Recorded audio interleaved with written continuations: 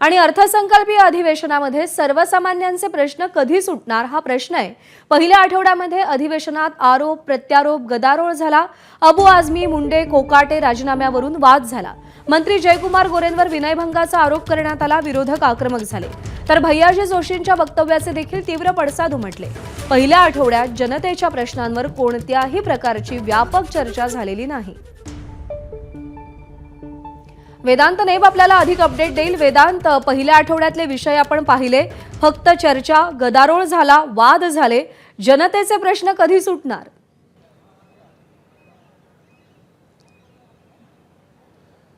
खरं तर हे अधिवेशन असतात जनतेचे प्रश्न सोडवण्याचे, जनतेचे प्रश्न मांडण्यासाठी आणि त्यावर सरकार नेमकं काय उत्तर देतं याकडे सगळ्यांचं लक्ष असतं आणि हे प्रश्न कशा पद्धतीने सोडवले जातील याकडे सगळ्यांचं लक्ष असतं। मात्र आपण जर 4 दिवसाचा आढावा घेतला तर यामध्ये जसं तू सांगितलंस की गदारोळ झाले, आरोप प्रत्यारोप झाले, त्याशिवाय राजीनाम्यांची मागणी झाली, जे वक्तव्य केले त्याचे निषेध झाले, मात्र सर्वसामान्यांच्या प्रश्नांवर व्यापक चर्चा झाली नाही। आपण जर 3 मार्चला जेव्हा हे अधिवेशन सुरू झालं त्या दिवशी आपण बघितलं अबू आझमींनी औरंगजेबचं उदात्तीकरण करणारं वक्तव्य केलं। त्यानंतर दोन्ही सभागृहात गोंधळ झाला, विरोधकांकडून आरोप झाले। त्याच्यानंतर अबू आझमींवर 2 दिवसानंतर निलंबनाची कारवाई झाली। ती निलंबनाची कारवाई झाल्यानंतर विरोधकांनी प्रश्न विचारले, प्रशांत कोरटकर आणि राहुल सोलापूरकरांवर कारवाई कधी होणार। त्यानंतर पुन्हा एकदा आरोप प्रत्यारोप सत्ताधारी आणि विरोधकांचे झाले। त्याच्यानंतर 4 मार्चला आपण बघितलं धनंजय मुंडे यांचा राजीनामा घेण्यात आला। धनंजय मुंडेंच्या राजीनाम्यानंतर संपूर्ण जे संतोष देशमुख हत्या प्रकरण होतं त्यावर सुद्धा अधिक विस्तृतपणे चर्चा झाली।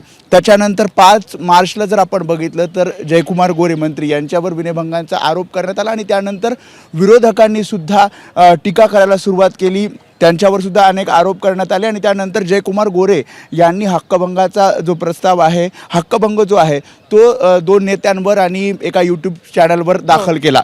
आणि 6 मार्च म्हणजे कालसुद्धा आपण बघितलं तर कालसुद्धा भैयाजी जोशी यांचं जे वक्तव्य होतं त्यावर सुद्धा विरोधकांनी टीका केली। सत्ताधारी विरोधक आमनेसामने आले, दोन्ही सभागृहात गोंधळ झाला आणि त्यामुळे जर 4 दिवस आपण बघितले तर वक्तव्याचे निषेध असतील किंवा मग आरोप प्रत्यारोप असतील याचमध्ये हे 4 दिवस गेले। आज आर्थिक पाहणी अहवाल येणार आहे ज्यामध्ये आर्थिक स्थिती राज्याची कळेल। त्याशिवाय राज्यपालांच्या अभिभाषणावर मुख्यमंत्री देवेंद्र फडणवीस हे बोलणार आहेत आणि पुढच्या आठवड्यात पहिल्याच दिवशी अर्थसंकल्प सादर होणार आहे। त्यामुळे पुढचे जे 2 आठवडे आहेत त्यामध्ये तरी या सर्वसामान्यांच्या प्रश्नावर व्यापक चर्चा होणार का, सर्वसामान्यांचे प्रश्न हे सोडवले जाणार का? कारण संपूर्ण राज्यातनं आमदार आपल्या मतदारसंघातले प्रश्न मांडत असतात, मात्र याचं उत्तर आमदारांना मिळणार का आणि यावर कशा प्रकारे सरकार हे प्रश्न सोडवणार याकडे आता लक्ष असणार आहे। मात्र पहिला आठवडा हा फक्त आरोप प्रत्यारोपामध्येच गेलेला आपल्याला पाहायला मिळतोय।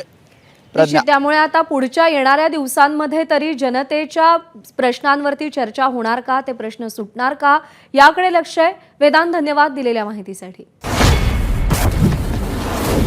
बातम्यांच्या विश्वातला सगळ्यात मोठा मंच,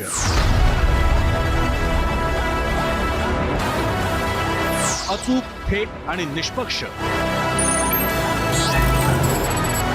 बातम्यांच्या त्याच जगात पुन्हा येतोय आणि घेऊन येतोय चर्चा जनहिताची। नमस्कार, मी प्रसन्न जोशी। आता भेटूया 0 आवर मध्ये सोमवार ते शुक्रवार रात्री 7:56 फक्त एबीपी माझावर। एबीपी माझा, उघडा डोळे बघा नीट।